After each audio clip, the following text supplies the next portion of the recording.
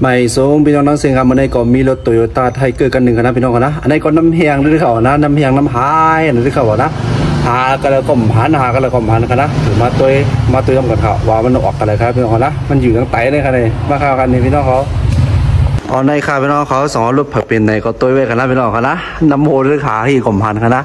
อ๋อนี่ครับในยกขาดลงมาในขาขาดในเกียร์เป็นโฟวินครับนะปีเจ้าครับพี่น้องเหรอยกมาอันปีเจ้าก็ยกตียกวาฮะเนี่ยแต่เดนหันตัวในก็นะครับนะ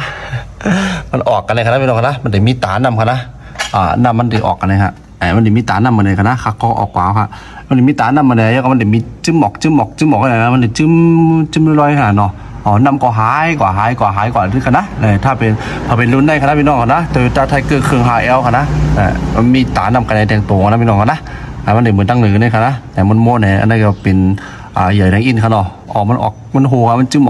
มหาเหี้ยวกับมันกันนะแล้วยาออกมาเตยดอกก็จะหันเนาะอาจจะมันมีตามันออกไกลตาน้ำก็ได้เนี่ยนะครับเนี่ยไอ้กระเคืองมันนอกครับนะปล่อยให้น้ำเพียงก่อนให้เตะเคืองมันนอกครับพี่น้องครับนะ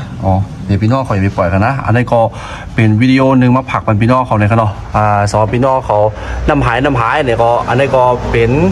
ตั้งผู้ตั้งขันเล็กๆลองมาผักมันพี่น้องเขาเลยครับเนาะค่ะมาส่งพี่น้องเขาต้องเสียงค่ะมาส่งค่ะ